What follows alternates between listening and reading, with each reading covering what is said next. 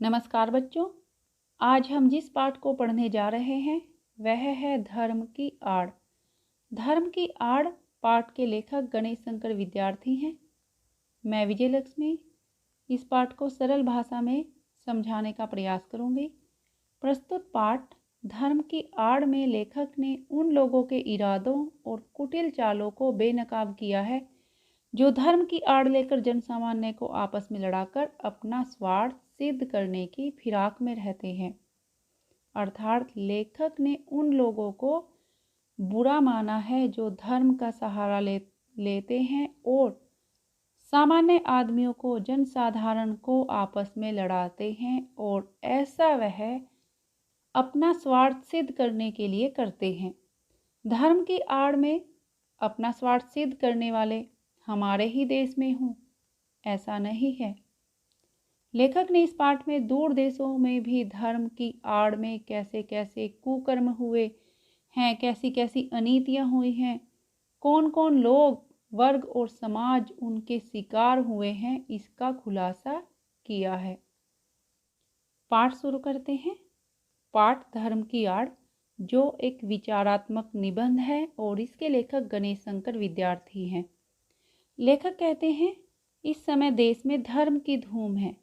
धर्म की धूम है से तात्पर्य है कि हर जगह धर्म के नाम पर आस्था रखने वाले मंदिर, मस्जिद, गुरुद्वारे जाने वाले लोग मिल जाते हैं, चाहे वे धर्म का अर्थ समझते हों या न समझते हों। किंतु धर्म के नाम पर होने वाली गतिविधियों में वह बढ़ चढ़कर भाग लेते हैं। उत्पात किए जाते हैं तो धर्म और ईमान के नाम पर।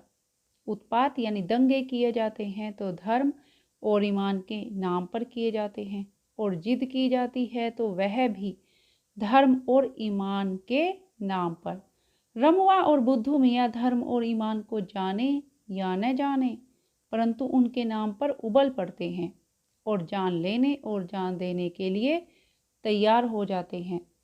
रमुआ और बुद्धू मियाँ इस पाठ में दो पात्र हैं जिनके बारे में लेखक कह रहे हैं कि चाहे उन्हें धर्म और ईमान के बारे में कोई जानकारी हो या न हो, किंतु धर्म के नाम पर अगर कोई कुछ गलत कह दे, गलत शब्द या गलत बात कह दे, तो उन्हें क्रोध आ जाता है और वह जान लेने और जान देने के लिए भी तैयार हो जाते हैं। देश के सभी शहरों का यही हाल है। अब लेखक कह रहे हैं कि यह जो हाल है सभी शहरों का है। उबल पड़ने वाले साधारण आदमी का इसमें केवल इतना ही दोष है कि वह कुछ भी नहीं समझता बूझता, और जिन लोगों को धर्म के नाम पर क्रोध आता है वह साधारण आदमी है, और उनका दोष केवल इतना है कि उन्हें कुछ भी समझ नहीं है, और जो दूसरे लोग हैं उन्हें जिधर जोतते हैं उधर जुत जाते हैं। इसका अर्थ है कि दूसरे लोग उन्हें जैसा कहते हैं ऐसा ही वह करने लगते हैं, क्योंकि उन्हें इतनी समझ नहीं है। यथार्थ दोष है कुछ चलते पुर्जे पढ़े लिखे लोगों का, और यह जो दोष है यह चालाक लोगों का, पढ़े लिखे लोगों का है, जो मूर्ख लोगों की शक्तियों और उत्साह का दुरुपयोग इसलिए कर रहे हैं कि इस प्रकार जाहिलों के बल के आधार पर उनका नेतृत्व और बड़प्पन कायम रहे, और वह अपने बड़प्पन को कायम करने के लिए जो चालाक लोग हैं वह साधारण आदमियों का शोषण करते हैं। और जाहिल कहते हैं मूर्ख, यानी जो साधारण आदमी है वह मूर्ख है, और उनके बल पर चालाक लोग, पढ़े लिखे लोग उनका शोषण कर रहे हैं, और ऐसा वह अपने नेतृत्व और बड़प्पन को कायम रखने के लिए, यानी बनाए रखने के लिए कर रहे हैं। इसके लिए धर्म और ईमान की बुराइयों से काम लेना उन्हें सबसे सुगम मालूम पड़ता है, सुगम है भी। और जो चालाक और पढ़े लिखे लोग हैं वह धर्म और ईमान की जो बुराइयां हैं उनसे काम लेते हैं, क्योंकि यह रास्ता उन्हें आसान लगता है और आसान है भी। साधारण से साधारण आदमी तक के दिल में यह बात अच्छी तरह बैठी हुई है कि धर्म और ईमान की रक्षा के लिए प्राण तक दे देना वाजिब है। अर्थात धर्म और ईमान की रक्षा के लिए प्राण भी दे देना उचित है। बेचारा साधारण आदमी धर्म के तत्वों को क्या जाने, और बेचारा जो साधारण आदमी है उसको धर्म के बारे में अधिक ज्ञान नहीं है। लकीर पीटते रहना ही वह अपना धर्म समझता है। लकीर पीटने का अर्थ है कि जो परंपरा चली आ रही है उसी का पालन करना वह अपना धर्म समझता है। और परंपरा यह चली आ रही है कि धर्म के नाम पर लोग अपनी जान दे देते हैं। उसकी इस अवस्था से चालाक लोग इस समय बहुत बेजां फायदा उठा रहे हैं, और जो चालाक लोग हैं उसकी इस अवस्था से उसका बेजां फायदा यानी गलत फायदा उठा रहे हैं। पाश्चात्य देशों में धनी लोगों की गरीब मजदूरों की झोपड़ी का मजाक उड़ाती हुई अट्टालिकाएं आकाश से बातें करती हैं, और जो विदेशी देश हैं, पाश्चात्य का अर्थ है विदेशी, जो विदेशी देश है वहाँ पर धनी लोगों की अट्टालिकाएं यानी ऊंचे ऊंचे मकान गरीब मजदूरों की झोपड़ी का एक तरह से मजाक बनाती हैं, क्योंकि जो उनके ऊंचे ऊंचे मकान हैं वह ऐसे लगते हैं जैसे कि आकाश से बातें कर रहे हों, आकाश को छूना चाहते हों। गरीबों की कमाई ही से वे मोटे पड़ते हैं, और उसी के बल से वे सदा इस बात का प्रयत्न करते हैं कि गरीब सदा चूसे जाते रहें।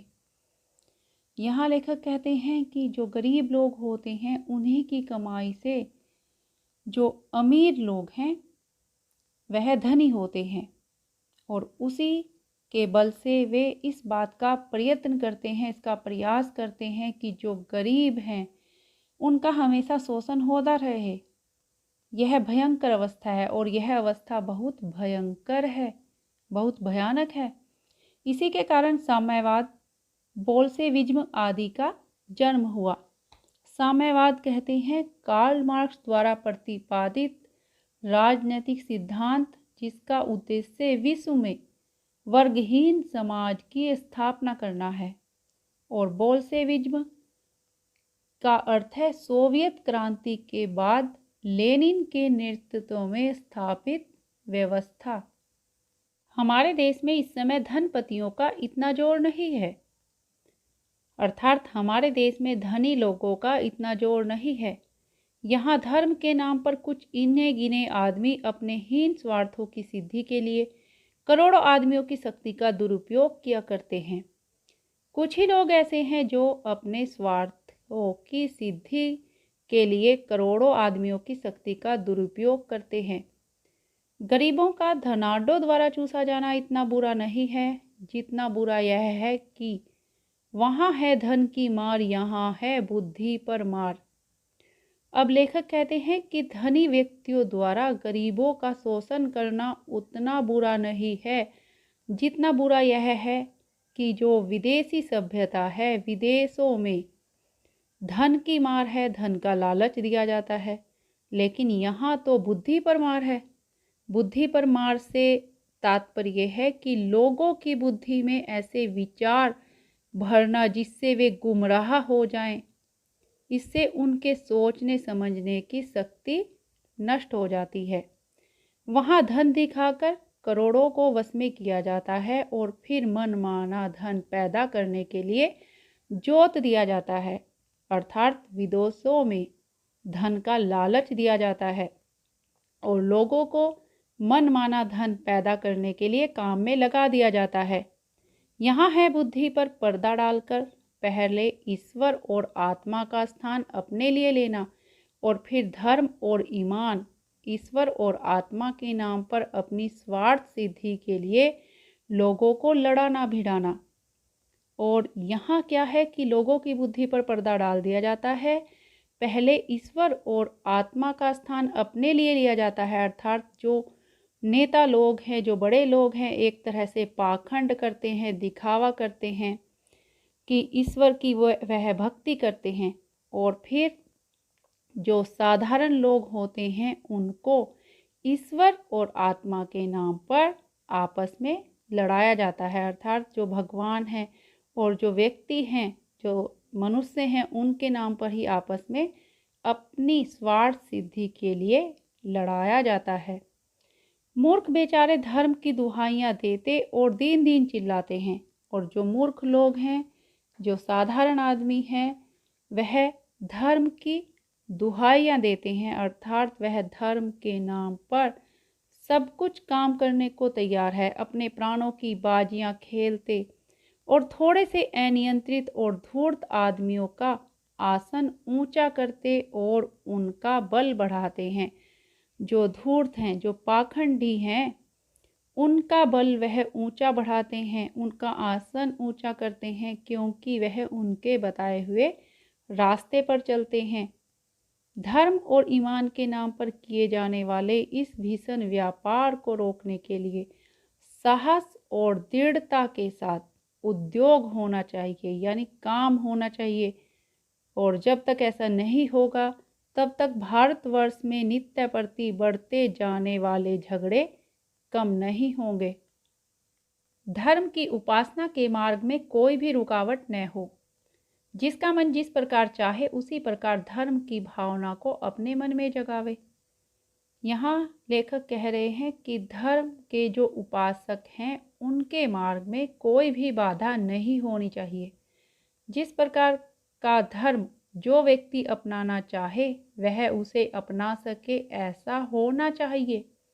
धर्म और ईमान मन का सौदा हो, और धर्म और ईमान ऐसा होना चाहिए जिसे व्यक्ति अपने मन से अपनाए। ईश्वर और आत्मा के बीच का संबंध हो, आत्मा को शुद्ध करने और ऊंचे उठाने का साधन हो। और धर्म ऐसा होना चाहिए जो ईश्वर और आत्मा के बीच का संबंध बन सके, अर्थात ईश्वर और व्यक्ति के बीच का संबंध हो और व्यक्ति के चरित्र को शुद्ध कर सके और उसे इस संसार में ऊंचा उठा सके, अर्थात उसको सम्मान दिला सके। वह किसी दशा में भी किसी दूसरे व्यक्ति की स्वाधीनता को छीनने या कुचलने का साधन न बने, और किसी भी हालत में धर्म ऐसा नहीं होना चाहिए जो दूसरे व्यक्ति की स्वतंत्रता को छीने या कुचले।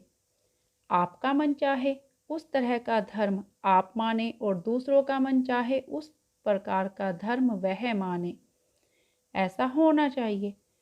दो भिन्न धर्मों के मानने वालों के टकरा जाने के लिए कोई भी स्थान न हो, और अगर कोई दो भिन्न धर्म जैसे कि हिंदू मुस्लिम कोई आपस में लड़ता है तो उनको इस संसार में कोई भी स्थान नहीं देना चाहिए। यदि किसी धर्म के मानने वाले कहीं जबरदस्ती टांग अड़ाते हों तो उनका इस प्रकार का कार्य देश की स्वाधीनता के विरुद्ध समझा जाए।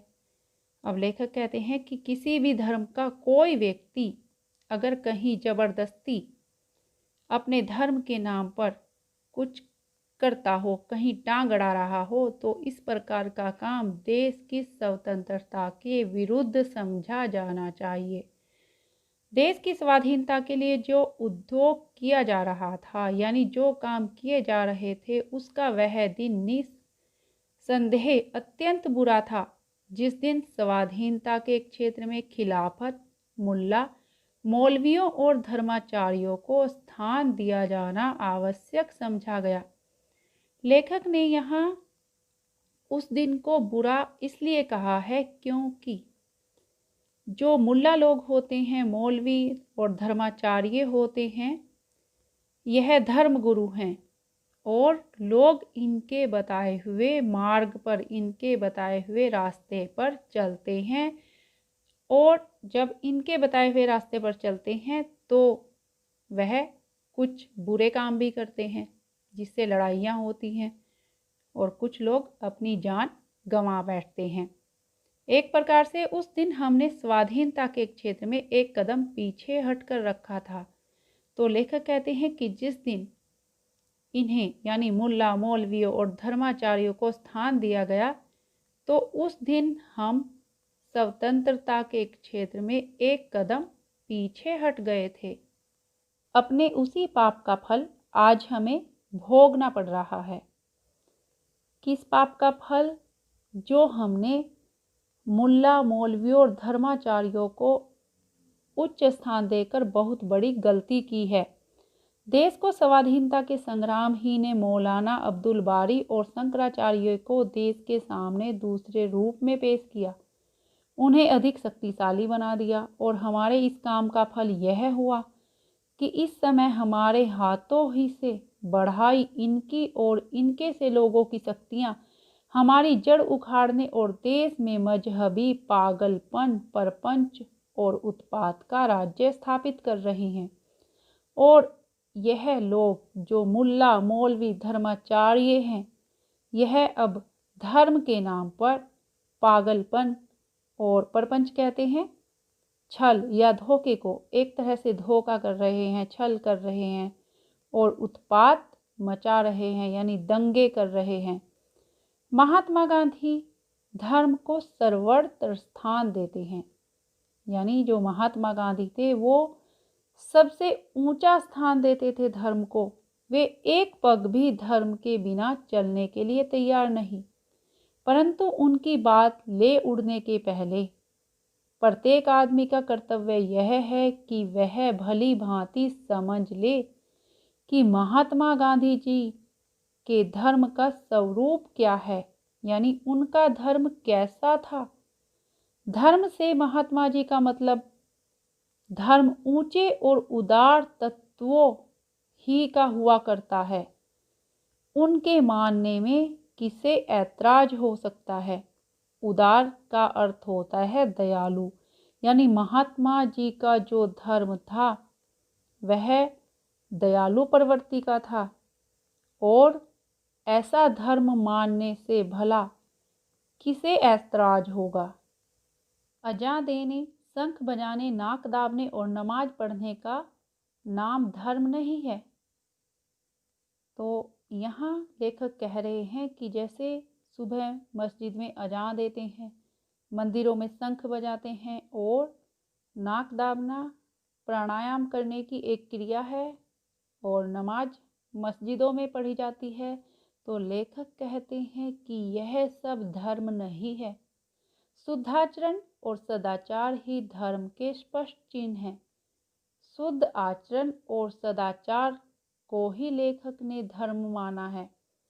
2 घंटे तक बैठकर पूजा कीजिए और 5 वक्ता नमाज भी अदा कीजिए, परंतु ईश्वर को इस प्रकार रिश्वत के दे चुकने के पश्चात यदि आप अपने को दिन भर बेईमानी करने और दूसरों को तकलीफ पहुंचाने के लिए आज़ाद समझते हैं, तो इस धर्म को अब आगे आने वाला समय कदापि नहीं टिकने देगा।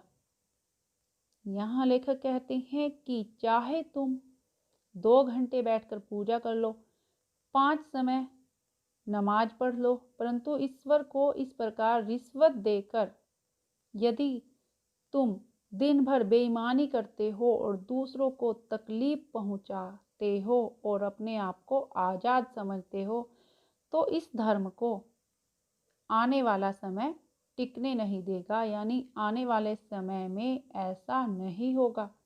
अब तो आपका पूजा पाठ न देखा जाएगा, आपकी भलमन साहत की कसौटी केवल आपका आचरण होगी, यानी आपकी सज्जनता की कसौटी केवल आपका आचरण ही होगी। आपके आचरण से ही आपकी सज्जनता का पता चलेगा।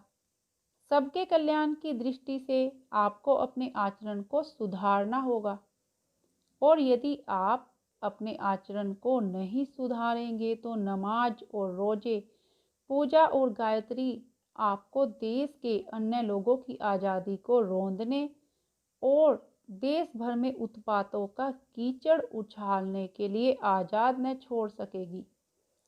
इसलिए लेखक कहते हैं कि अब तुम्हें अपने आचरण को, अपने व्यवहार को सुधारना ही पड़ेगा।